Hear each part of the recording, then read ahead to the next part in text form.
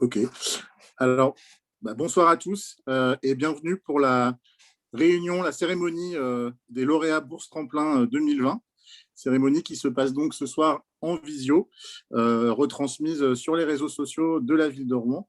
Et donc, ce soir, on est là pour présenter tous les lauréats donc, de l'édition 2020 de la Bourse Tremplin Rouen. Moi, je suis Elian Piriot, service jeunesse de la ville de Rouen, avec mes collègues Frédéric Leméoté et Mélodie Plante.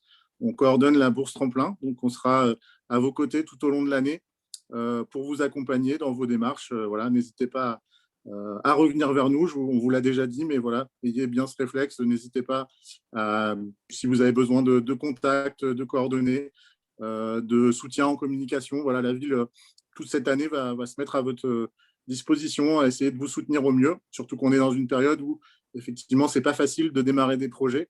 Donc, on espère bien pouvoir vous accompagner au mieux. Je vais tout de suite donner la parole donc, à Sarah Vauzel et Adrien Nézet, qui sont les élus de la ville de Rouen en charge de la jeunesse et de la vie étudiante. Et puis ensuite, on fera un petit tour de table de présentation de chaque projet, chaque lauréat. Merci Elian. Bonsoir à toutes et à tous. C'est un grand honneur pour moi d'être présente ce soir au lancement de cette cérémonie virtuelle de remise des bourses Tremplin 2020. Alors, je m'excuse par avance, je ne vais pas pouvoir rester pendant toute la cérémonie, mais je vous laisserai en compagnie d'Adrien qui aura grand plaisir, je pense, à saluer votre travail tout au long de la cérémonie. Avant tout, je tiens à remercier très chaleureusement les services de la ville, notamment les services jeunesse et vie étudiante qui ont organisé tout ce concours. Je ne sais pas si on appelle ça un concours, mais toute cette bourse tremplin. Donc c'est une édition qui s'est déroulée dans des conditions un peu particulières, de bout en bout, au niveau de la construction des dossiers, du dépôt des dossiers, et même des jurys qui se sont tenus à distance. Donc vraiment, félicitations pour cette organisation et bravo aussi à tous les candidats qui ont joué le jeu, malgré ces conditions vraiment très, très compliquées. Alors, on remarque quand même que la diversité des projets et leur dimension innovante reflètent vraiment une grande qualité de tous les projets que l'on retrouve dans ce palmarès ce soir. Et vraiment, je trouve qu'ils témoignent d'un attachement à la ville de Rouen et d'une volonté des candidats de s'engager pour cette ville. Et vraiment, je tenais à vous en remercier. On voit aussi par la diversité des thématiques des projets qu'on récompense ce soir, puisqu'il y a du sport, de la culture, on trouve de l'engagement des entreprises, de la solidarité internationale, de la vie étudiante, et également des formes de projets extrêmement diverses. Ça peut être un site web, un voyage, une salle de sport par exemple, et j'ai trouvé que tous vos projets, dans toute leur diversité, étaient extrêmement inspirants. Ils attestent d'une richesse et d'un engagement de la jeunesse rouennaise que je tenais vraiment à souligner et à saluer ce soir. Donc vraiment félicitations à vous toutes et tous pour ces beaux projets, et j'aurais vraiment à cœur de suivre leur évolution.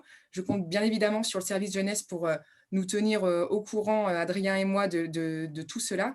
Et voilà, je ne vais pas être plus longue ce soir, mais vraiment merci à tous et à toutes pour votre présence et pour votre engagement à travers vos projets.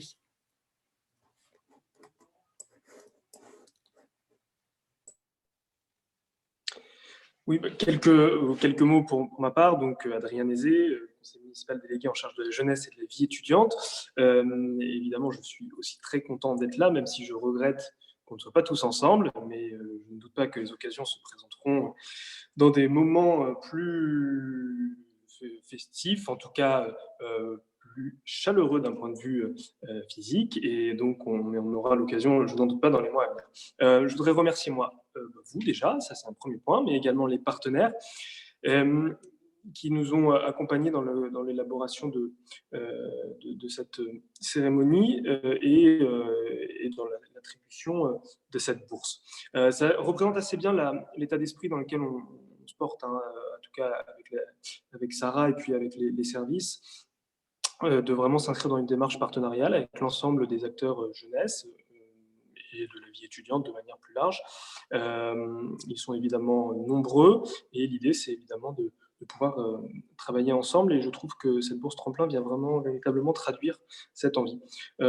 Sans être beaucoup plus long, enfin, en tout cas, on aura l'occasion de discuter aussi de manière plus approfondie avec chacun tout au long de cette cérémonie.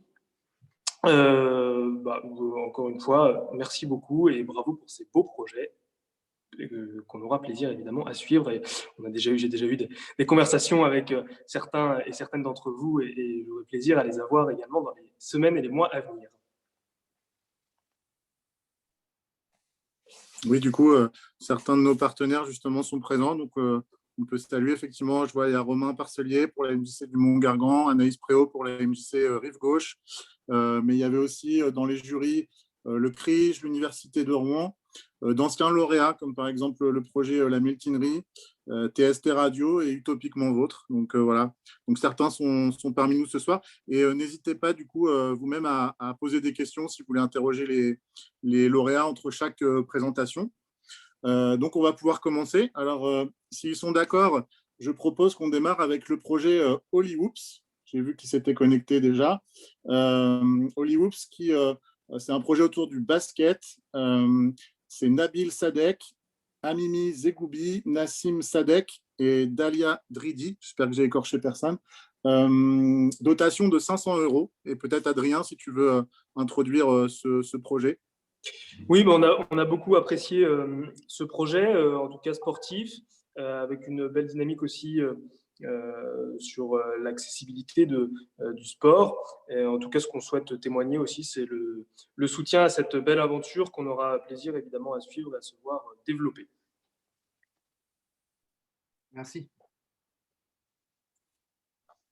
Allez-y, si vous voulez présenter en quelques mots le projet Holly Whoops. Alors. En quelques mots, notre projet Holly Hoops, en fait, on a l'objectif de fonder un complexe sportif de basketball. On pourrait jouer au basketball librement et en intérieur, donc un petit peu comme un complexe de foot avec les soccer parks ou les terrains d'intérieur. Et donc, cette idée, elle est née tout simplement parce qu'on s'est rendu compte que sur la région rouennaise, c'est quelque chose qui n'existait pas. Si on voulait jouer au basketball, on était obligé de se retrouver dans une licence ou bien jouer en extérieur. Pourtant, c'est un sport d'intérieur et c'est plutôt difficile justement à jouer en extérieur. Donc, on s'est dit pourquoi pas se lancer dans ce projet. Et donc, notre objectif, ça serait d'ouvrir ce complexe qui ferait à peu près 1000 mètres carrés. On pourrait proposer à peu près 2 terrains qui seront séparés en 4 pour faire du 3 contre 3 et avoir à côté un lieu aussi d'échange où on pourrait parler du basketball, on pourrait justement regarder des films de basketball, manger entre sportifs. Et donc, on pense que c'est quelque chose qui pourrait bien fonctionner dans la ville de Rouen parce que Rouen reste une ville qui est assez sportive. Le basket reste d'un sport qui est un des plus importants justement sur Rouen avec le football. Donc, on se dit, pourquoi pas se lancer dans cette aventure. Donc, aujourd'hui, on est fiers d'avoir remporté justement d'avoir été lauréat et on est fiers aussi que certaines personnes soient derrière nous. On vous remercie fortement. Puis, on espère pouvoir continuer. Donc, dans nos projets, là, on continue justement à chercher tout ce qui est local autour de nous. Et voilà, on espère pouvoir ouvrir ce projet un jour quand toute cette histoire de coronavirus sera terminée. Bien sûr, oui, merci à vous. Comme était proposé, est-ce que parmi vous, est-ce que c'est l'occasion de poser quelques questions est-ce que, je vois une main qui se lève, par exemple, Nicolas, les petits chimistes de Madagascar, qui souhaiterait, je crois, intervenir. Est-ce que vous avez une idée de où est-ce que vous pourriez le situer, votre complexe? Alors, nous, ce qu'on aimerait bien, c'est pouvoir le situer dans un endroit qui serait accessible à la fois en bus et à la fois en voiture. Après, on s'est rendu compte que la plupart des complexes sportifs de football sont accessibles uniquement en voiture parce que c'est des hangars ou des grandes surfaces. Donc, pour le moment, on recherche plutôt sur la rive droite. On a trouvé un hangar. On est pour parler avec justement le propriétaire. Mais si celui-ci ça serait possible qu'on l'ait, ça serait le plus intéressant. Sinon, ça serait sur la rive gauche, là où il y a tous les hangars. Mais on resterait sur Rouen. Voilà. Je n'ai pas vu d'autres petites mains se lever. En tout cas, n'hésitez pas, comme vient de le faire Nicolas, pour les prochaines fois, si vous voulez intervenir, à lever la petite main jaune. Très bien, merci à vous, Holly Whoops, encore bravo. On va pouvoir passer au projet suivant, c'est le projet de l'association Espoir Jeune, un projet autour des solidarités et de l'accès au numérique. qui a reçu une dotation de 1 050 €, projet coordonné par Zina Megheni, à qui Enfin, d'abord peut-être Adrien pour la petite introduction sur le projet, et puis après, Oui, intervention de… oui, ce qu'on avait beaucoup apprécié, donc, ce projet qui est porté par l'association Espoir Jeune, que d'ailleurs j'ai eu l'occasion de rencontrer ce matin. Ce qu'on apprécie effectivement, enfin, en tout cas la démarche autour de l'inclusion numérique, elle est vraiment très importante. C'est un phénomène qui est aujourd'hui encore sous-estimé, et on le voit bien que la crise actuelle a véritablement rendu l'utilisation du numérique indispensable. Et donc l'idée de récupérer aussi des ordinateurs pour les mettre à disposition nous a semblé être une très belle idée, un très beau projet solidaire. Ok, merci. Est-ce que Zina, du coup, veut bien présenter le projet, ou un autre Oui. représentant d'Espoir Jeune? Je ne sais pas s'il y en avait d'autres. Alors oui, c'est moi. Du coup, c'est Zina. Bonsoir à tous. Je suis désolée pour le fait que j'ai pas mis ma caméra. Alors brièvement, donc je m'appelle Megheni Zina. Je suis service civique au sein de l'association Espoir Jeune et étudiante en psychologie à l'université de Rouen. Alors le projet a quelque peu changé, ou je dirais évolué depuis la dernière fois. Donc le projet, il est né en fait lors du premier confinement, puisque j'étais animatrice en périscolaire à l'école Balzac. Et quand on est revenu en classe, on s'est rendu compte en fait des différences de moyens au niveau scolaire, au niveau informatique des enfants en fait, qui s'est creusé lors de ce confinement.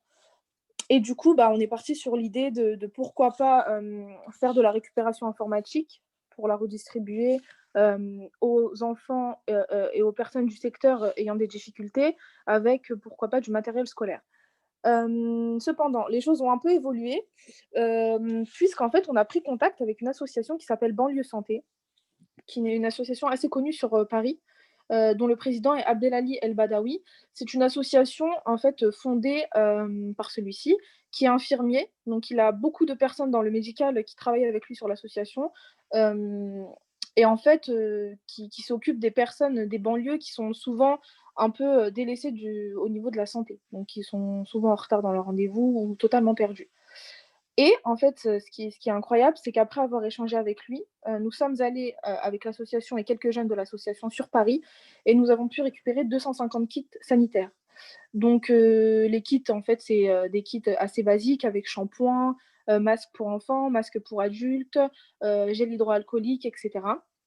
Et du coup, avec le partenariat du centre socio-culturel Simone Veil, donc basé à Gramont, on s'est dit que dans un premier temps, on partirait sur une distribution et en échange de kits sanitaires. Donc, qu'ensuite, par la suite, ce serait en premier jet, et que par la suite, on se dirigerait vers le matériel informatique, pourquoi pas scolaire. Donc, ce serait une distribution en fait, qui serait le premier jet en fait, de beaucoup d'autres, on l'espère par la suite. Et du coup, cette distribution aura lieu normalement le 1er mars au centre Simone Veil, lors duquel nous distribuerons 90 colis. Donc on a travaillé avec les assistantes sociales du centre, l'assistante sociale du collège Camille Claudel et le centre social Simone Veil. Et donc du coup, en fait, chaque acteur que je viens de citer nous ont donné 30 familles dans le besoin, et donc ce qui fait au total 90 colis.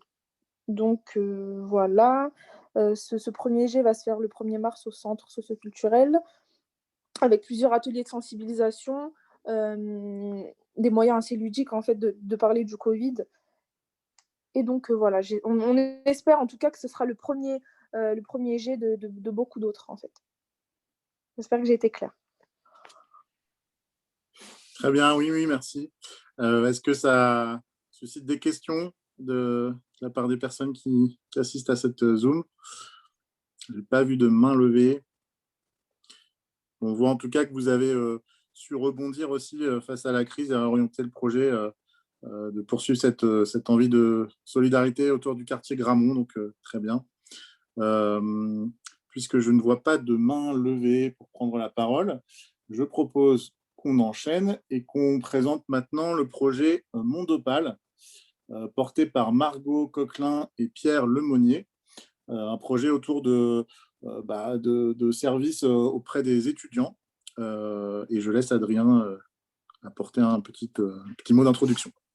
Oui, merci beaucoup, Elian. Oui, très, très, très beau projet, en tout cas qui témoigne assez bien alors plus sur la partie vie étudiante et qui vient traduire aussi l'ambition qu'on souhaite porter pour la ville à travers notamment l'attractivité de la ville et la capacité, en effet, à faciliter l'installation des étudiants, notamment des étudiants internationaux. Et il est vrai que, mais je laisserai évidemment à Margot et Pierre détailler le projet, que Mondopal peut répondre, peut être un outil pour répondre à cette ambition. En tout cas, on est très content d'afficher le soutien de la ville sur ce très beau projet. Et d'ailleurs, ça me fait penser qu'il faut que je vous envoie quelque chose que j'ai vu passer. On en reparlera. Oui, pas de souci. Bonsoir à toutes et à tous. On est ravis d'être là ce soir pour vous présenter Mondopal. Normalement, il y a quelques slides qui devraient apparaître. Voilà, elles devraient être apparues à l'écran. Donc, on représente le projet Mondopal. Je suis Margot. Et je suis Pierre Lemonnier. Donc, nous, on est parti d'un constat plutôt simple. Être étudiant, tout le monde s'y accorde, c'est passionnant, c'est enrichissant, mais au quotidien, ça peut s'avérer très compliqué. Donc, il y a 3 grandes problématiques qui, pour nous, se dégagent de la vie étudiante. Il y a des défis financiers, des lourdeurs administratives et le chaos des installations, des emménagements sur les campus. On a réalisé une enquête de terrain auprès de 500 étudiants de 44 nationalités pour un peu connaître les besoins. Et aujourd'hui, depuis avril 2020, donc ça fait déjà un petit bout de temps, on est à 100% tous les deux sur le projet donc Mondopal, la vie étudiante en mieux. La proposition de valeur de Mondopal, c'est une plateforme, un hub, pour simplifier et automatiser le parcours étudiant en France. Donc que ce soit pour les Français comme les internationaux, 3 grands axes: économiser des efforts, économiser du temps et économiser de l'argent. Et je vais laisser Margot peut-être détailler un petit peu plus l'offre. Donc, un des premiers axes qu'on veut vraiment développer, c'est MondoShop. Donc là, c'est ce qui concernerait toute l'installation des étudiants sur leur campus, donc pour les primo-arrivants qui ont besoin, par exemple, de produits et services adaptés à leurs besoins. Donc, par exemple, on propose des packs maison, donc ça va être du pack cuisine, au pack chambre, au pack salle de bain, à des prix adaptés et qui reviennent moins cher que d'aller dans le commerce et acheter tout à l'unité. On propose aussi des services clés en main sur notre plateforme. Mais on s'est rendu compte qu'être installé pour un étudiant, c'était qu'une partie de son parcours, entre guillemets. Et donc, on souhaite l'accompagner tout au long de son parcours scolaire. Et donc, on met en place un second axe qui serait Mondoperks pour faire plus et dépenser moins, où là, on regrouperait les réductions en ligne et aussi dans les commerces locaux pour que l'étudiant puisse découvrir vraiment tous les commerces de proximité autour de chez lui. Ça existe déjà un petit peu d'avoir des réductions chez quelques commerçants, mais de façon très informelle. On aimerait bien centraliser tout ça sur notre site internet. Et enfin, on met aussi évidemment une partie communauté pour créer du lien social entre les étudiants au niveau du campus, donc avec un blog, un forum, mais aussi une présence sur les réseaux sociaux. Voilà. Donc, on reste assez haut dans le terme de présentation pour ne pas rentrer dans le détail. Et juste pour mentionner, donc, par rapport à la fin de l'année, il y a pas mal de choses qui ont évolué. On est maintenant incubé donc, au sein de Normandie Incubation, qui fait partie de la région. Donc, on est soutenu aussi par la métropole au niveau de Rouen Normandie Création. Et on a été lauréat créatif.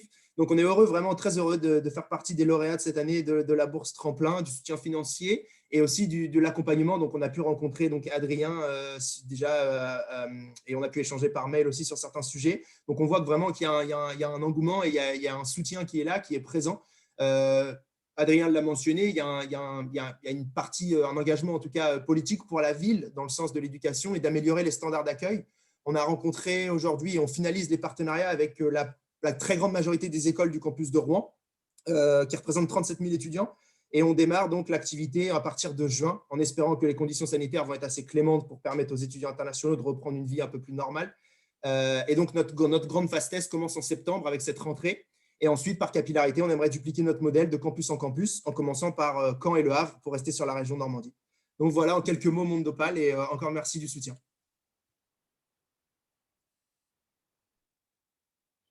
Merci à vous. Je vois Romain qui lève la main, mais je te donne la parole, vas-y. Merci pour cette présentation, puis merci pour les présentations précédentes aussi. Oui, une petite question, Mondopal. Est-ce que les tourments traversés par la vie étudiante de ces derniers mois ont eu une incidence sur votre projet ou sur votre état d'esprit ou sur les projections que vous pouvez avoir à l'avenir? Est-ce que ça vous a un peu chamboulé et titillé par rapport à votre projet ou pas en même temps? On a le droit de faire un projet, de continuer tout droit et puis c'est comme ça, quoi. Non, c'est une très bonne question. Si je commence donc rapidement pour répondre, nous, notre projet, donc on a été étudiant donc, sur Rouen, Margot sur Paris. On a aussi étudié un peu dans certains pays, donc moi en Angleterre notamment, et donc on s'est rendu compte un peu des problématiques. Tout ça, ça remonte à quelques années. Donc nous, on a travaillé pendant 5 ans en milieu professionnel. Mais ça date en fait, c'est la suite d'un projet qu'on a eu en tant qu'étudiant, donc en 2014, où on a lancé déjà ce genre de projet-là à une plus petite échelle, forcément, pour tester en tant qu'association étudiante. Et en fait, au fur et à mesure du temps, sur les 6 dernières années, on a vu qu'en fait, les problématiques étudiantes, elles n'évoluaient pas énormément, qu'il y avait toujours… Les étudiants étaient demandeurs de services, étaient demandeurs d'aide. Les structures devaient s'adapter, mais avaient beaucoup de mal parce que ce n'était pas leur cœur de métier, c'est l'enseignement, c'est l'éducation. Et donc, les structures étaient mises à rude épreuve, universités, écoles, villes, etc. Et donc, on s'est dit qu'il y avait forcément des synergies à trouver entre le secteur privé et le secteur public, ou en tout cas de l'éducation. Et donc, on est revenu, je finis ça. Et donc, on est revenu aujourd'hui en 2020, en l'occurrence sur Rouen, pour lancer ce projet. Et Margot, peut-être pour prendre la suite par rapport à l'impact du coronavirus. Pour compléter, oui, la crise, on pense vraiment, nous, on avait déjà cette vision que ce soit ouvert vraiment à tous les étudiants, qu'importe leur parcours ou leur école, etc., parce que c'est quand même pas très homogène les services proposés aux étudiants aujourd'hui selon les parcours. Et donc, notre vision dès le départ, c'était vraiment que ce soit ouvert à tous, sans abonnement, etc., vraiment que chacun choisisse les produits et services dont il a besoin. Et on trouve qu'en tout cas, la crise sanitaire, ça a fait encore plus mettre en lumière, entre guillemets, les difficultés qui étaient déjà présentes. Et donc, on espère continuer de s'inscrire dans cette position-là, d'avoir des prix adaptés aux étudiants et de pouvoir offrir des produits et services qui, pour l'instant, n'existent pas forcément sur Rouen en tout cas.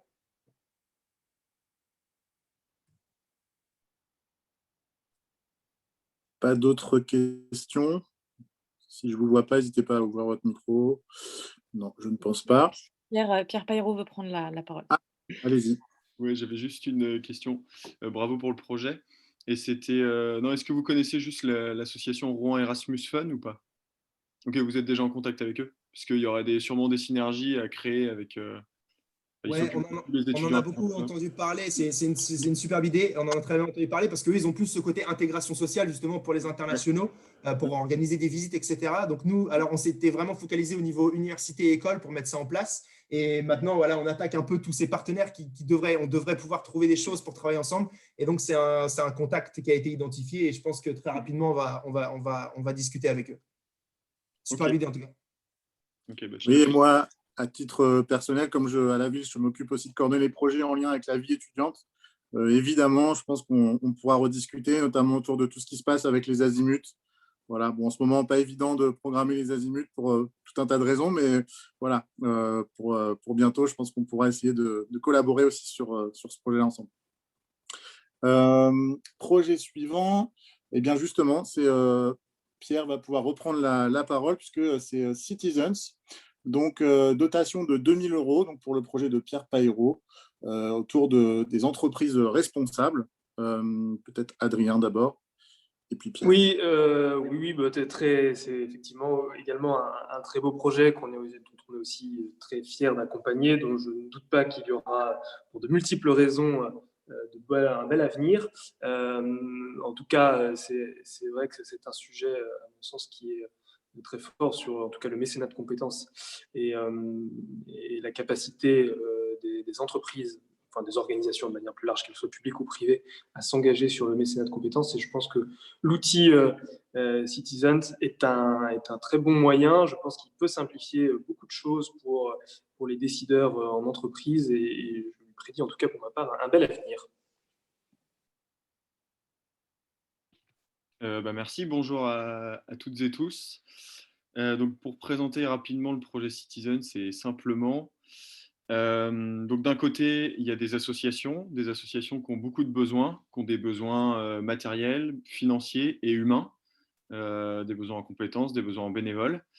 Et de l'autre, on a des entreprises qui souhaitent s'engager, pas encore toutes, mais en tout cas, il y en a beaucoup qui veulent entrer dans une démarche d'engagement, une démarche de RSE à fort impact social et aussi à impact local. Et parmi ces entreprises, il y a surtout des salariés aussi qui souhaitent s'engager. Et c'est parfois d'ailleurs les salariés, les collaborateurs des entreprises qui poussent les entreprises à changer et aller vers cette direction-là. Et donc nous, l'idée, c'est d'être un intermédiaire et de faciliter la rencontre entre les besoins des associations d'un côté et l'envie d'engagement des salariés et des entreprises de l'autre. Et donc d'être une plateforme où on va référencer tous les besoins et toutes les associations locales. Et sur cette plateforme-là, les entreprises qui vont du coup être partenaires de Citizens vont donner l'accès à leurs salariés. Leurs salariés vont pouvoir se connecter à cette interface en fonction de la cause qui les touche personnellement. Donc si c'est aider des réfugiés, aider des sans-abri, le handicap, l'environnement, l'éducation, en fonction de la thématique et du temps qu'ils ont de disponible, 2 heures dans la semaine, 1 jour dans le mois. L'idée, c'est vraiment d'avoir un engagement à la carte pour chaque salarié, pour que chacun puisse s'engager vraiment facilement, soit sur son temps de travail, du coup, dans le cadre du mécénat de compétences, soit sur son temps personnel, sur du coup du bénévolat, de manière plus classique. Donc voilà un peu le projet.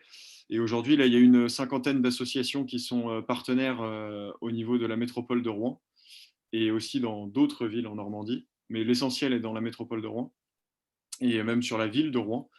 Et on a des premières entreprises qui sont du coup un peu les ambassadeurs de la démarche Citizens, qui sont on est en train de former un groupe d'entreprises locales, régionales, qui vont du coup mettre à disposition cet outil et cette démarche pour leurs salariés pour engager des premières personnes au sein d'associations très rapidement, au deuxième trimestre, on espère, et même pourquoi pas avant.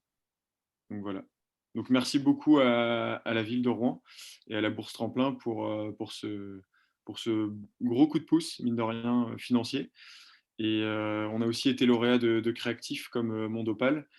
Et donc les collectivités ont vraiment permis au projet de démarrer, puisque moi, ça m'a même permis d'embaucher mon premier salarié avec un alternant qui a rejoint le projet en décembre et qui a signé un contrat d'apprentissage de 2 ans. Donc c'est vraiment très concret et ça permet au projet de se développer. Très bien, merci. Et donc, super pour les dernières nouvelles. Est-ce qu'il y a des questions quelque part? Quelqu'un qui veut intervenir? Je ne vois pas, donc je considère que non. On va pouvoir enchaîner. Alors, le prochain projet, c'est plutôt un projet culturel. C'est Visionnaire Lab, qui va recevoir une dotation de 1 000 €. Et le porteur du projet, c'est Robin Rivière. Oui, peut-être simplement pour dire qu'effectivement, on a été aussi attentif dans le jury à avoir une répartition géographique un petit peu. Et donc, on a parlé tout à l'heure du quartier Gramont. Et là, c'est un projet qui est porté au sein de la MJC Grieux. Et on a beaucoup, en tout cas, apprécié effectivement le bel aspect culturel de ce projet. Oui, bonsoir à tous et à toutes.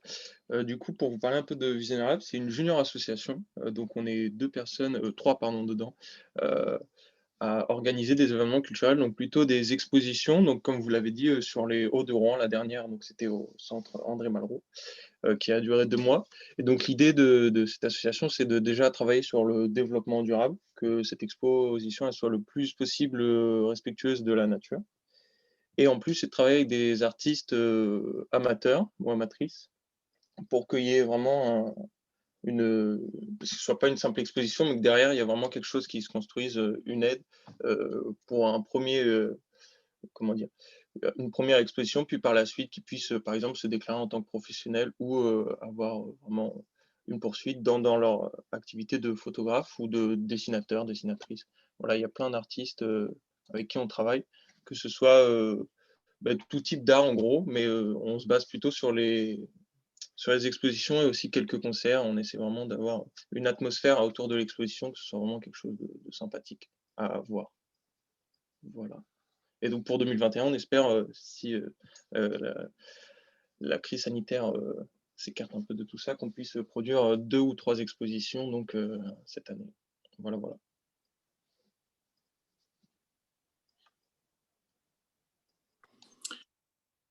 Des questions? Je n'ai pas l'impression. Si je ne vous vois pas, encore une fois, n'hésitez pas à ouvrir le micro. Non, pas de questions. Très bien. Écoute, merci Robin pour cette présentation. Je vais du coup appeler maintenant Manon Voisin, qui porte le projet Mélopie, autour d'un atelier d'éveil musical pour les enfants, qui reçoit une dotation de 1 000 € de la part de la Bourse Tremplin. Adrien, toi. Oui, on a été très sensible effectivement encore une fois, à ce projet d'éducation, d'éveil musical. Et Manon va nous en dire quelques mots.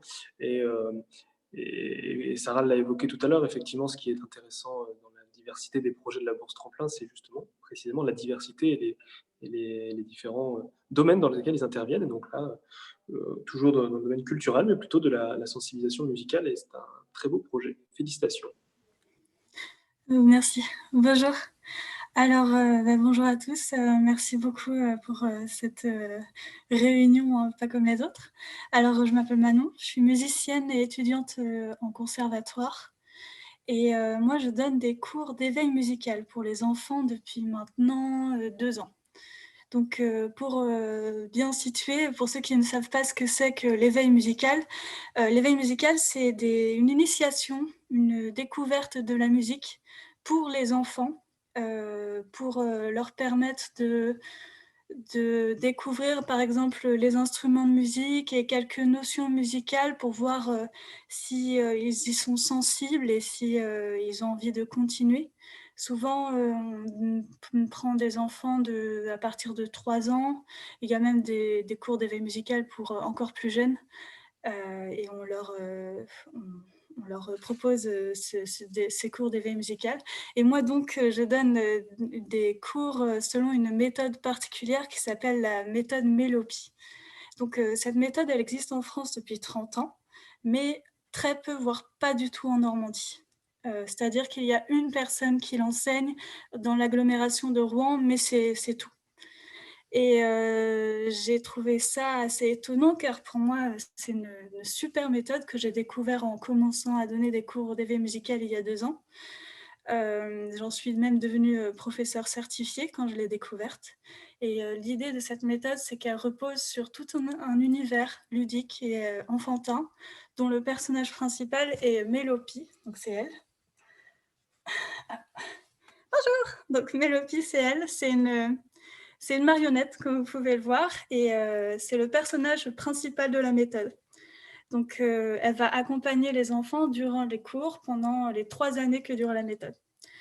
Donc, on peut la commencer dès très jeune, dès l'âge de 3 ans.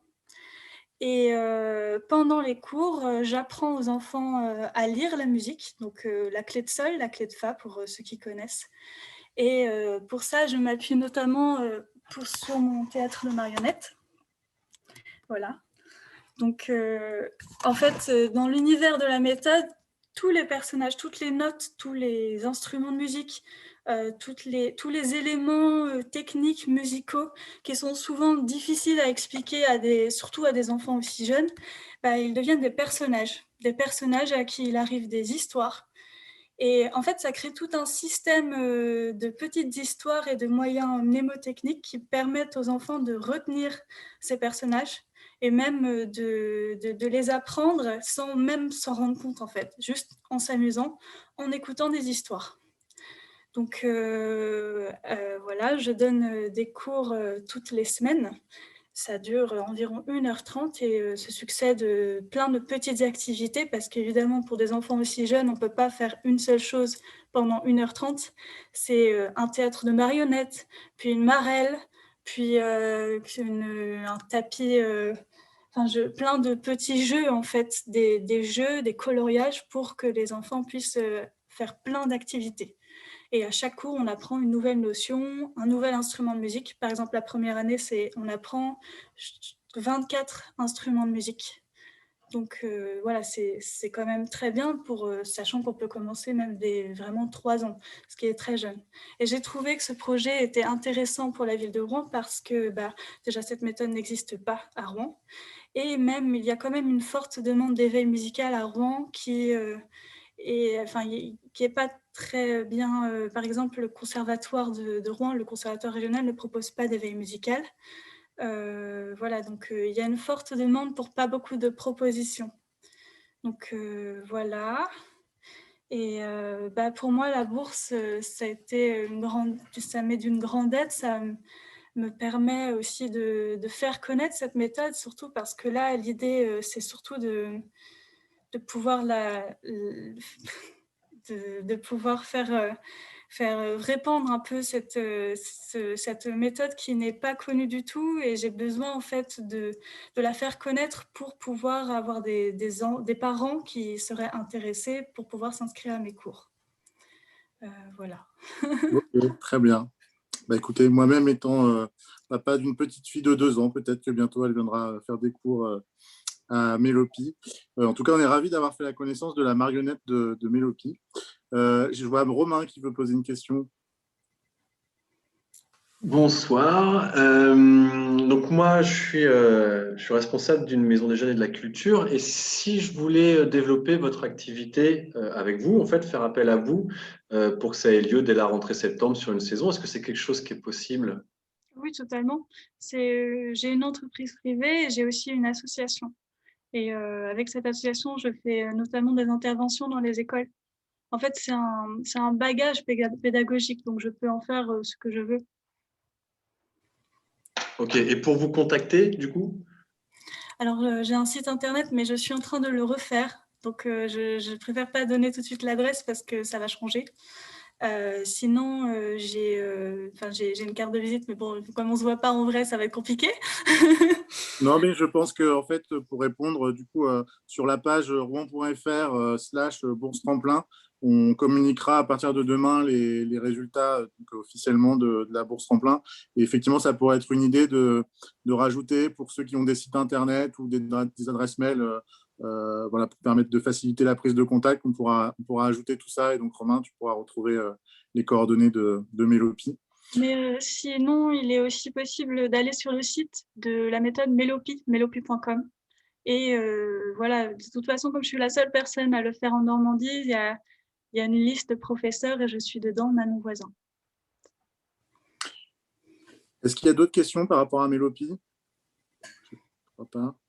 Je me disais que j'allais profiter du fait qu'on arrivait à peu près à la moitié de la présentation. Enfin, je crois qu'on a un petit peu, doit être à 6 sur 10, pour vous indiquer déjà la présence d'Emmanuel de l'association Archimède parmi nous, qui pourra peut-être dire un mot, mais pour vous indiquer qu'on a demandé à l'association Archimède, qui est une association sur l'audiovisuel, de préparer prochainement des petits portraits vidéo de chacun de vous qui pourront vous servir plus tard comme une sorte de petite carte de visite ou carte de présentation de votre projet, une sorte de micro-reportage sur chacun des projets lauréats.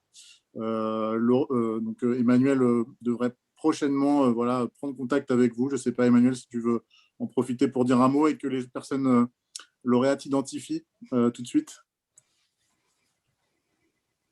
Sans micro, c'est ça? Tu n'as pas de micro. Bon, bah alors, je ne sais pas si vous voyez Emmanuel, elle vous a fait un grand sourire. Mais... Ah, c'est bon, c'est bon.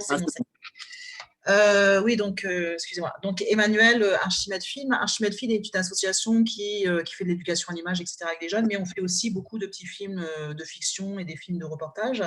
Et voilà, donc ce serait la 2e année que l'on peut travailler donc, pour les tremplins, en fait, pour faire des petits portraits de vos associations ou de vos activités, de vos projets, en fait, tout simplement, dont on parle aujourd'hui. Des portraits qui vont durer 1 minute 30, 2 minutes, pas en tournage, bien sûr, au montage. Le tournage, j'ai besoin de 2 heures avec vous, voire plus. Voilà, et qui serait donc de vous poser des questions, d'avoir une petite interview, de vous suivre un petit peu pour faire de jolies images. Et puis ensuite, vous faites ce que vous voulez de ces petits films. Et ce serait notamment pour vous une carte de visite sur vos sites internet, par exemple, ou vos profils, ou je ne sais quoi. Là, par exemple, j'entends pour Mélopie, moi, je l'ai déjà en tête, hein, je vois déjà comment je peux tourner ça.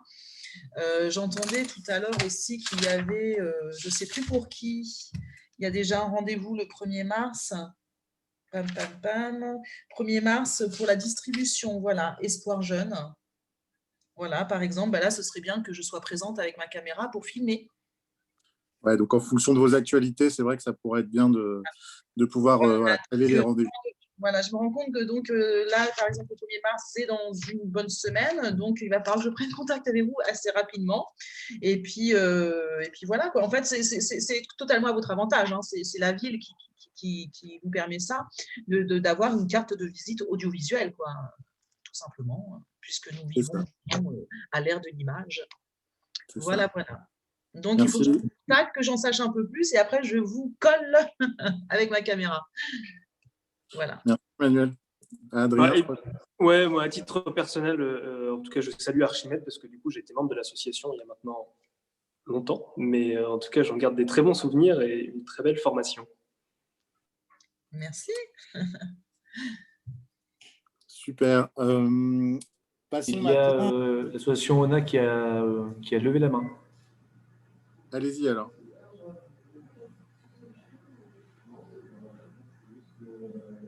Vous voulez prendre la parole?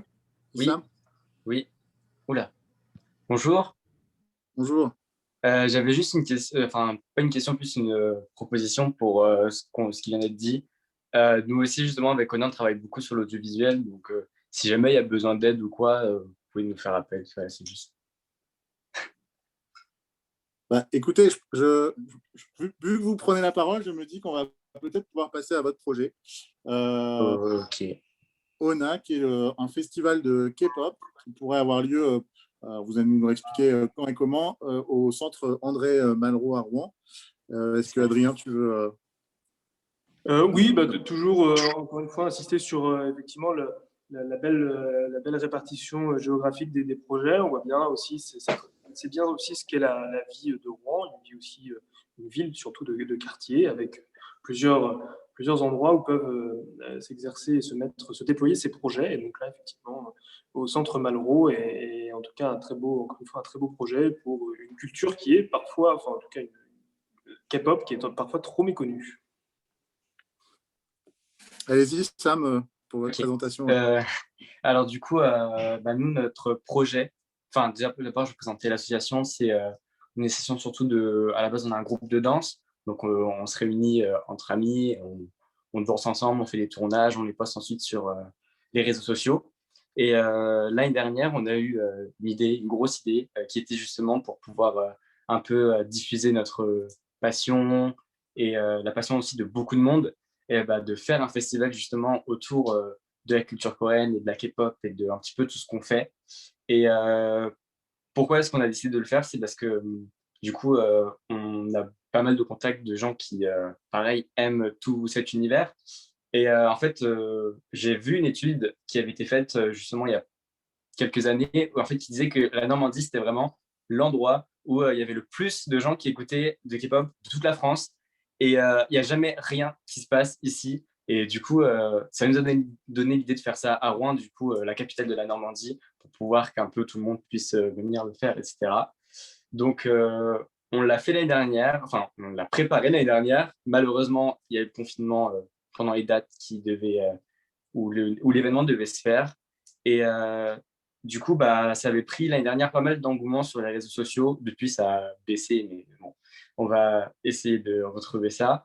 Et du coup, le but, c'était de faire un festival sur 3 jours qui allait se dérouler au centre André Malraux. Avec, du coup, festival, ça veut dire que c'était la scène, le truc le plus important.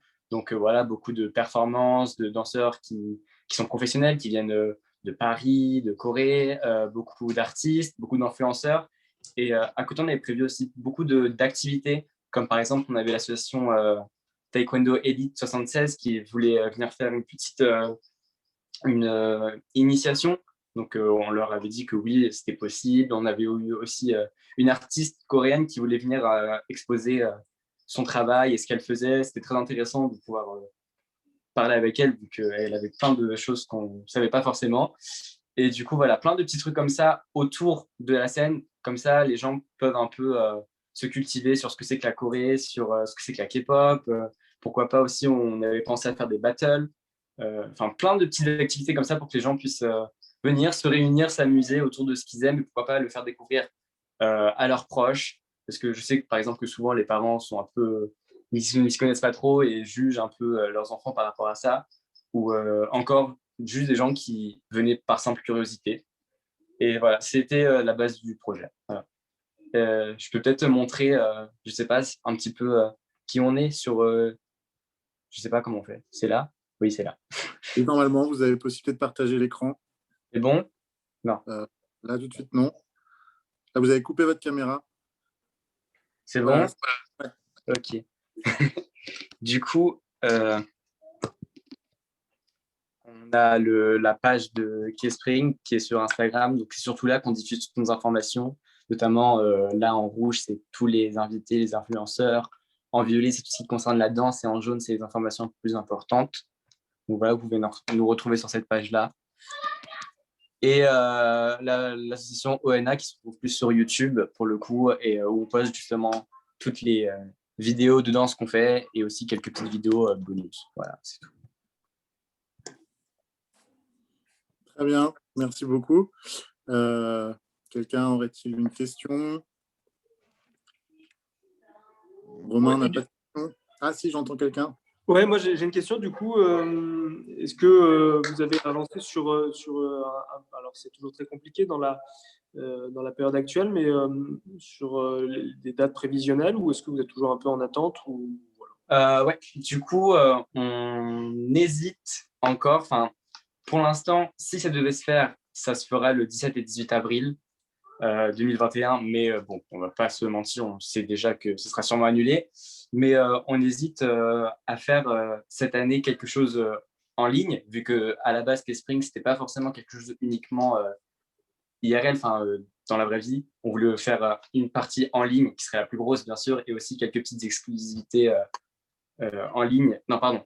La grosse partie en direct et l'autre en ligne, pour pouvoir permettre aux gens qui ne pourraient pas forcément venir également de pouvoir profiter. Mais on hésite cette année de faire en ligne, d'appeler pourquoi pas les groupes de danse, les influenceurs, quelques petites interviews, etc., afin de pouvoir proposer des petites exclusivités et de faire parler du projet afin que ça ne s'oublie pas trop, jusque la fameuse année où on pourra le faire. Sinon, 17-18 avril, pour l'instant. Super, on croise les doigts. En tout cas, on est sûr que vous finirez bien par organiser cet événement. En tout cas, on vous le souhaite. Est-ce qu'il y a d'autres questions? Je n'ai pas vu, donc passons au projet suivant. Il s'agit d'un projet d'une association étudiante, Association Étudiants sans frontières. Le projet s'appelle Les Petits Chimistes de Madagascar. Alors là, ils sont nombreux. Sullivan Orvé, Sarah Braillotel, Nicolas Durand-Pérou, Juliette Fresne, Noémie Efti, Mathis Pierre. Dotation de 400 € sur ce projet. Je ne l'ai pas précisé tout à l'heure à chaque fois. Adrien? Oui, alors ce que nous avons beaucoup apprécié avec le jury, c'est la capacité qu'a eu l'association Les Petits Chimistes de Madagascar à, on va dire, innover et rebondir dans le contexte qui n'était pas le contexte initialement prévu, et ça nous a beaucoup marqué, et donc on était assez heureux de voir cette capacité d'adaptation dans un laps de temps très court. Et puis aussi et surtout le projet qui est un projet de solidarité internationale et qui est aussi, qu'on souhaite aussi valoriser, parce que effectivement on vit au quotidien des difficultés, mais ailleurs dans le monde, rappelons-nous et n'oublions pas que des difficultés bien plus grandes encore existent. Et donc en tout cas, c'est bravo pour ce beau projet. Merci. Je vais vous partager l'écran pour ce diaporama. Donc, bonjour à tous. Donc, moi, je suis Juliette Fresne. Donc, je suis membre du projet Les Petits Chimistes de Madagascar, donc, qui est un projet porté par l'association Étudiants sans frontières. Donc, voici l'équipe. Donc, on est 6 étudiants. Et donc, aujourd'hui, on a Sullivan Orvé, Nicolas Durand-Pérou et moi-même qui sommes présents. Mais voilà, donc on est tous étudiants à l'INSARO en Normandie, en chimie. Donc l'objectif de ce projet, l'objectif principal, c'est de répondre aux besoins des établissements scolaires malgaches à fournir un enseignement complet en sciences. Donc pour ça, on souhaite mettre en place des travaux pratiques en physique et en chimie dans 2 lycées à Madagascar. Et à travers ça, donc sensibiliser les élèves à leur sécurité lorsqu'ils manipulent en laboratoire. Donc, concernant les travaux pratiques, on a choisi des travaux pratiques qui soient peu coûteux en matériel, faciles à mettre en place dans les salles de classe, et aussi qui utilisent des produits chimiques qui ne sont pas dangereux, parce qu'à Madagascar, il n'y a pas de gestion de traitement des déchets. Donc, les 2 lycées malgaches avec qui on est en contact, donc il y a l'Institution Sainte-Famille qui est dans la capitale malgache à Antananarivo. C'est un grand lycée de 500 élèves, et ça fait plus de 20 ans qu'il n'y a pas eu de TP de mis en place dans ce lycée par faute de moyens financiers. Et le deuxième lycée, c'est le lycée Tsarasina à Rivonimamo. Donc c'est un lycée qui est dans la campagne malgache, C'est un plus petit lycée et donc dans ce lycée, il n'y a pas de salle de TP prévue. Donc c'est pourquoi on a choisi des travaux pratiques qui soient réalisables en salle de classe classique en fait. Donc je vais laisser Nicolas vous parler de l'avancée de notre projet. Donc là, je vais rapidement présenter où est-ce qu'on en est. Donc globalement, on a pu pas mal avancer sur la colle de fond et donc on va bientôt toucher au but. Et on a aussi beaucoup avancé dans la récolte de matériel, donc notamment grâce au partenariat qu'on a pu avoir avec tous les différents lycées en Normandie. Donc on les remercie encore énormément parce que sans eux, ça aurait été très compliqué de récolter tout le matériel nécessaire. Parce que 500 élèves, ça n'a pas l'air tant que ça. Mais récupérer tout le matériel, notamment de physique et de chimie qui coûte particulièrement cher, c'était vraiment grâce à eux qu'on a pu faire ça. Faut aussi voir que à cause de la situation sanitaire, il y a beaucoup de choses qui ont été modifiées, notamment dans les TP et dans ce qu'on peut proposer. Donc c'est quelque chose qui évolue assez rapidement. Et donc c'est aussi pour ça que pour finaliser, on a encore besoin d'argent et qu'on a pu utiliser la bourse tremplin qui nous a beaucoup aidé pour finaliser les TP, les matériels qui sont beaucoup plus rares et plus difficiles à trouver dans les lycées à Rouen ou qui ne sont pas prêts à s'en séparer tout simplement. Maintenant qu'on a réussi à peu près récolter le matériel nécessaire pour faire les TP, on va faire des vidéos explicatives, histoire de bien montrer qu'est-ce qui doit se passer dans les TP et qu'est-ce qui se passe en fait. C'est essayer d'expliquer aussi qu'est-ce qui se passe dans le TP pour simplement essayer de simplifier le travail des profs sur place. Et en plus de ces diverses vidéos qu'on va réaliser sur les TP, on va faire une plus grande vidéo globale pour présenter le projet parce que ça fait plus d'1 an qu'on travaille dessus. Donc on a eu énormément d'évolutions et on a aussi tourné un peu ce qui se passe dans l'envers du décor, là où on a eu des difficultés et ce qui s'est bien passé.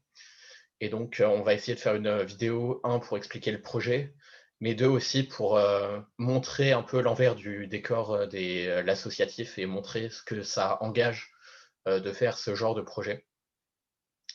Alors, à la base, on était censé partir à Madagascar, mais on n'aura pas cette chance cette année à cause de ce fichu virus. Donc, on s'est assuré avec les lycées sur place et on est encore en train de discuter des formalités, mais globalement, on va envoyer tout le matériel et tous les vidéos et le mode d'emploi pour savoir qu'est-ce que ça va. Et ensuite, on restera en contact avec eux pour s'assurer que tout marche bien. Donc, une fois que tout le matériel est reçu et que les TP sont lancés, pour nous, c'est fini.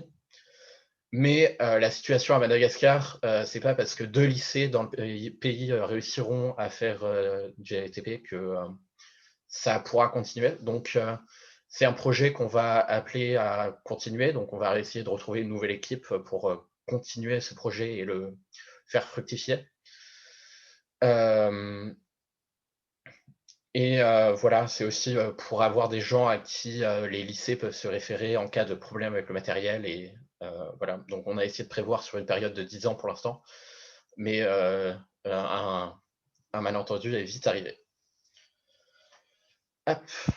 Donc voilà, merci encore à la bourse tremplin qui nous a beaucoup aidé, à l'université de Rouen aussi qui nous soutient dans ce projet. Et voilà, donc si vous avez des questions, n'hésitez pas.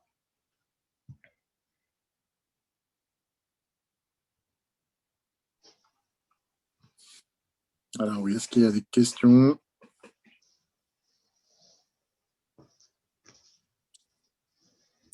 En tout cas, bravo pour le fait d'avoir réussi à mener à bien ce projet malgré la crise sanitaire. On se doute que c'est loin d'être simple.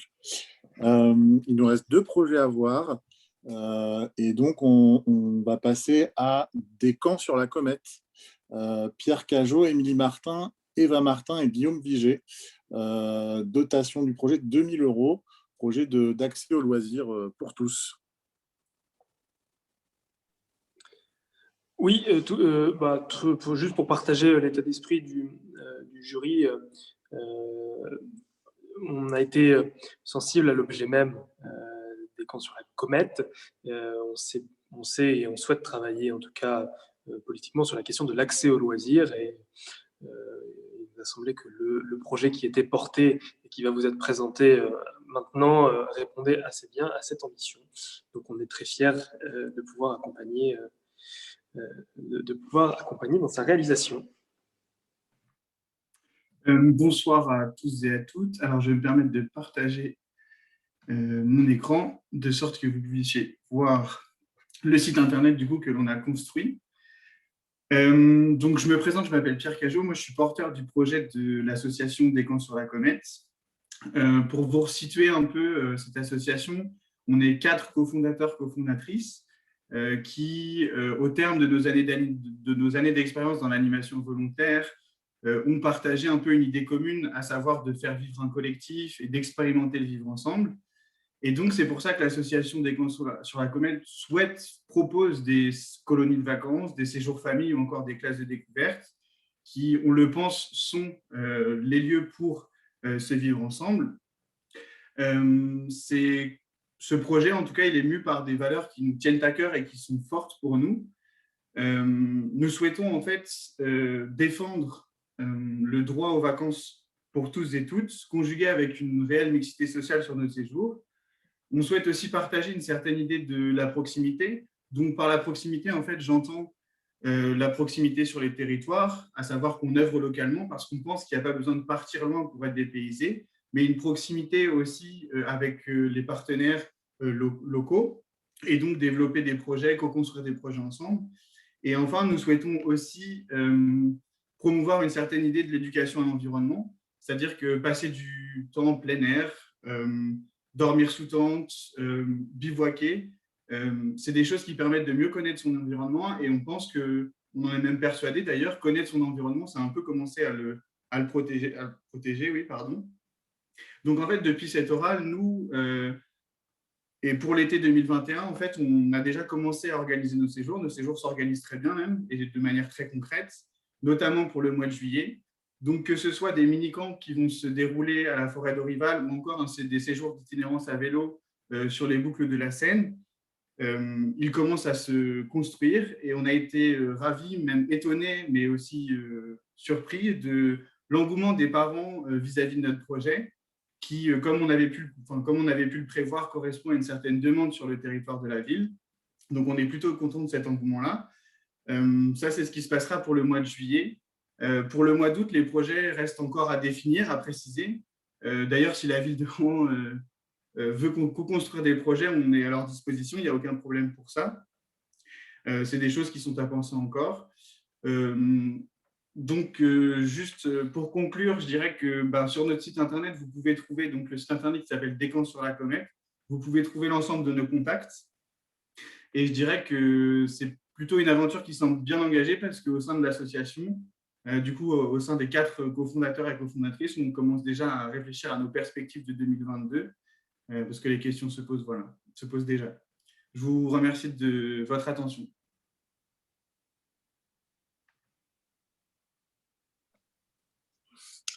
Merci beaucoup. Ah, il y a une main qui se lève. Emmanuel. Excuse-moi, j'avais recoupé le micro. Je voulais juste savoir comment était venue l'idée en fait de cet assaut. C'est que nous, au sein de l'association, on est plusieurs à avoir beaucoup travaillé dans l'animation volontaire, avec différents partenaires, avec différents employeurs, que ce soit des mairies ou des associations. Et d'une part, en fait, on avait l'idée de proposer nos propres colonies de vacances pour défendre nos valeurs, ce qui nous tenait à cœur. Et d'autre part, on avait envie d'être proche, d'œuvrer sur le territoire localement. Et on a pu constater qu'en fait, à l'inverse d'autres territoires, l'offre de colonies de vacances, de séjours de vacances ou encore de séjours famille manquait sur le territoire de Rouen, tout simplement. Merci. Il m'a semblé que Nicolas, des petits chimistes, avait levé la main. Pourquoi sur la comète? si c'est répondable. Du coup, le nom, en fait, c'est Des Camps sur la Comète. C'est pour faire un peu écho à des plans sur la comète, parce que nous, on propose des formes de bivouac, donc d'où l'idée des camps. Et après, le nom de l'association, c'est un peu pour le jeu de mots, parce qu'on estime que nos colonies ont des véritables ambitions, qu'elles soient sociales, citoyennes, écologiques, etc. Donc, on fait un peu des plans sur la comète, mais comme ça se passe en mini-camp, ben, c'est des camps sur la comète, tout simplement. Mais c'est pas évident de trouver un nom d'association. Ouais, il est pas mal, moi, je trouve. Il me plaît bien, ce jeu de mots. Et puis, du coup, effectivement, voyons-nous très rapidement pour le mois d'août. Très bien, avec plaisir.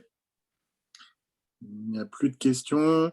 Donc, on va pouvoir passer au dernier projet, projet de solidarité, mais vous allez voir qu'il va aussi vous faire voyager.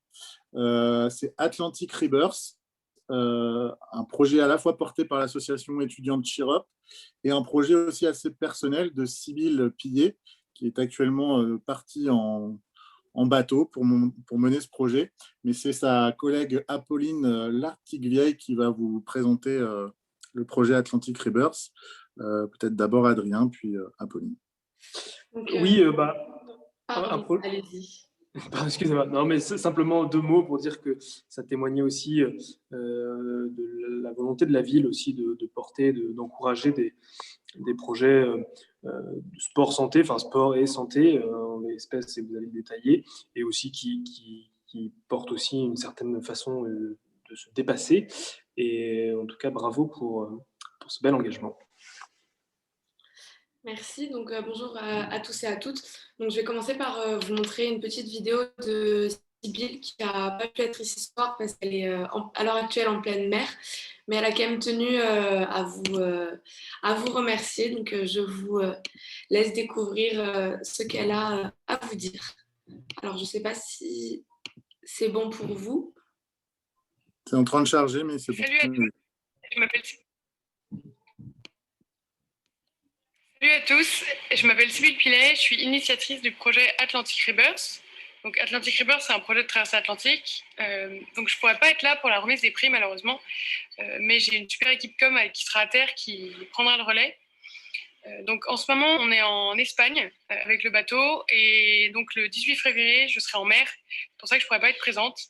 Et donc, on se dirige vers les Canaries. On arrivera d'ici le 21 février. Et le 21-22 février, on part pour la grande traversée atlantique pour une durée de 21 jours. N'hésitez pas à nous suivre. Et encore, merci beaucoup pour tout. On est hyper heureux de faire partie des lauréats. L'image était un peu laguée un peu, mais on a très bien entendu le son. Bon, ben super, c'est l'essentiel. Donc, du coup, Sybille, c'est une jeune qui a eu un cancer en 2018 et qui, durant son hospitalisation, a eu une idée, c'est de partir traverser l'Atlantique une fois qu'elle serait en rémission. Donc, c'est à ce moment-là qu'elle a rencontré l'association Cheer Up. Donc, c'est une association étudiante de lutte contre le cancer qui aide les jeunes atteints de cancer ou alors en rémission à développer et concrétiser leurs projets, puisque pour nous, pour l'association, c'est un aspect qui est essentiel dans la lutte contre cette maladie. Donc, ça fait maintenant plus d'1 an qu'on travaille sur ce projet et il y a 2 semaines, il a enfin abouti puisque Sybille est partie direction les Canaries. Donc, ça n'a pas été facile au début puisqu'il y a eu des difficultés météorologiques. Mais là, elle est actuellement au large du Maroc. Et d'ici quelques jours, elle devrait arriver sur les îles Canaries, où il y a la 2e partie de l'équipage, puisqu'ils sont 4 au total, qui les rejoignent directement aux Canaries. Et début de semaine prochaine, ils partent pour la grande traversée, qui devrait normalement durer 21 jours. Donc, le projet ne s'arrête pas là, puisque à la fin de cette traversée, Sybille va s'occuper de revendre le matériel qu'elle a acheté pour équiper le bateau. Et ces fonds seront intégralement reversés à l'association Cheer Up, mais uniquement à l'antenne de Rouen, puisque nous sommes une fédération. Et ces fonds-là nous serviront à justement financer les projets des jeunes que nous suivons dans les hôpitaux. Et elle va également tenir tout au long de la traversée un journal de bord et retransmettre sur nos réseaux sociaux et son site internet les temps forts de la traversée avec des petites vidéos.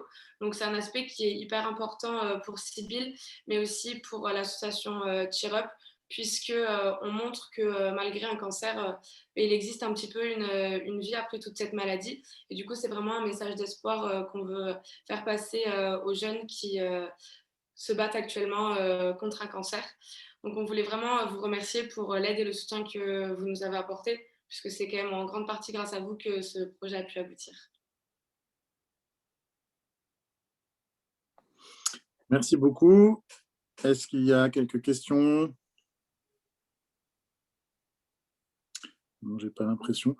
Écoutez, on a fait le... Pierre, oui. Est-ce qu'on peut avoir le site web pour le traverser là? C'est atlanticrivers.com. Je vous envoie le lien dans le chat. Ok, cool, merci.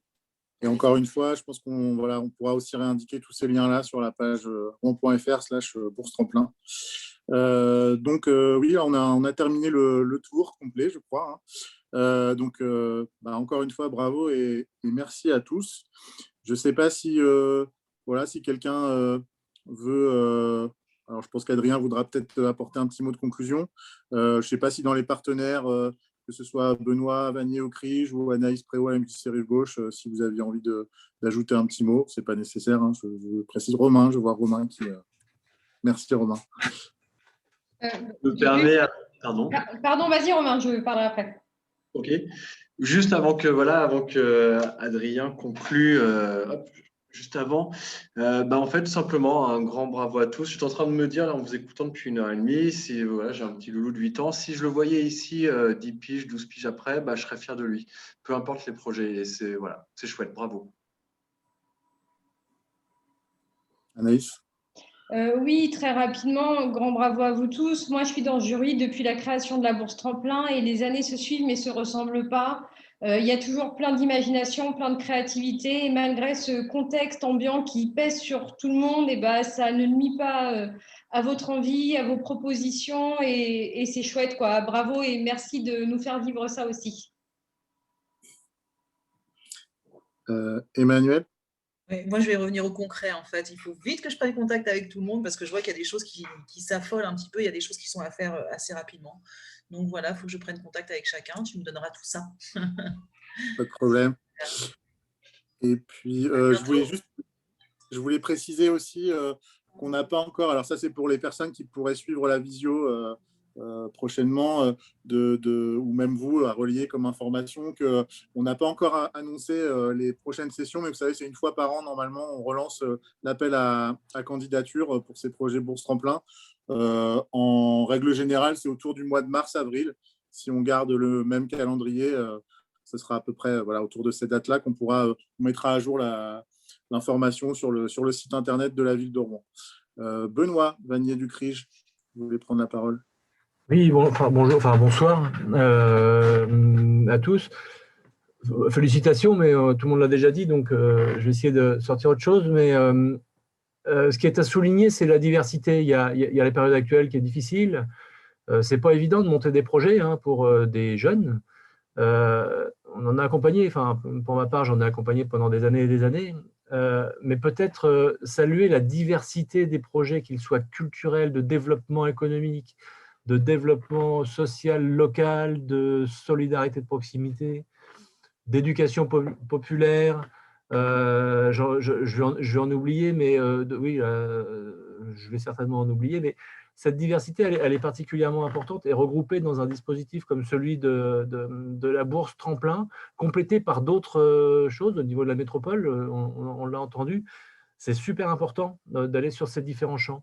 Et puis, il y a aussi d'autres liens à faire. Alors nous, au niveau du CRIJ, on peut aussi accompagner s'il y a besoin de valoriser les projets. Vous ne pouvez pas faire les petites vidéos cette année parce qu'on est très sollicité par hashtag un jeune, une solution dans le cadre du plan de relance et on ne voit pas le jour. Mais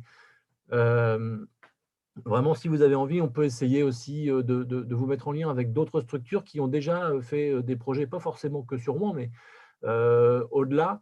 Peut-être regarder aussi du côté, on est en Seine-Maritime, du département, où il y a des dispositifs qui sont aussi assez intéressants, que vous pourriez aussi, vers lesquels vous pourriez aller, ou mobiliser des jeunes pour aller vers la prochaine session de la Bourse Tremplin, mais aussi les dispositifs du département qui peuvent être intéressants. Et en ce moment, c'est particulièrement important de montrer ce que vous faites et ce qui a été fait globalement pour redonner un petit peu d'espoir, parce qu'on parle beaucoup de désespoir de la jeunesse. Bah là, on voit qu'il y a quand même pas mal d'espoir de la jeunesse et que tout n'est pas perdu, bien au contraire. Et que se battre comme ça et montrer qu'il y a des choses qui sont possibles, bah, c'est très bien. Si je me pousse un peu dans l'autre sens, vous verrez qu'il y a explorer les possibles dans le nouveau logo de la marque InfoJeune Normandie. Je suis très content de voir qu'on peut montrer ça à tous les autres jeunes. Félicitations.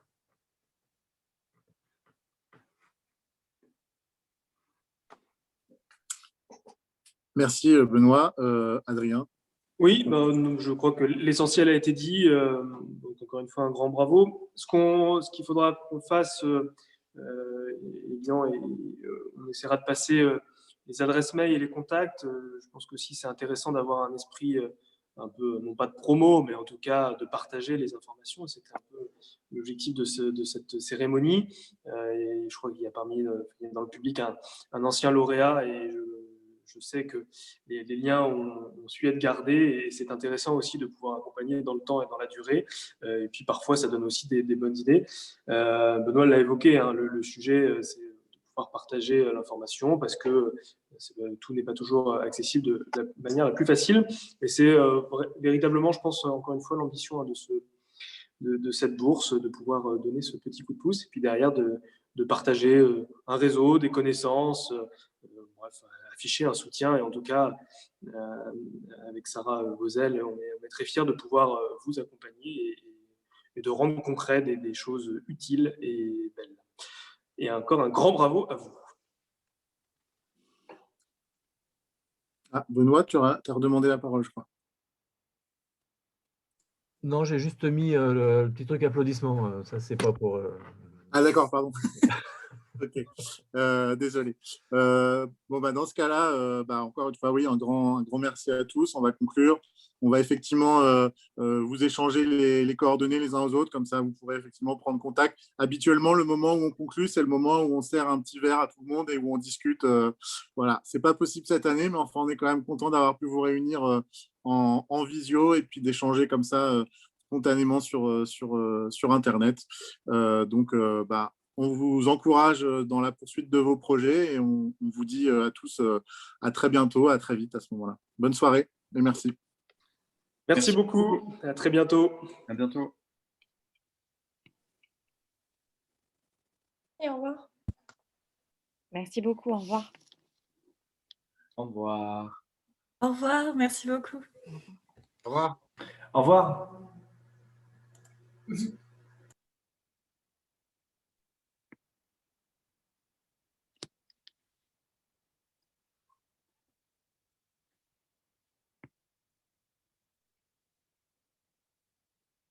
Et bonne soirée.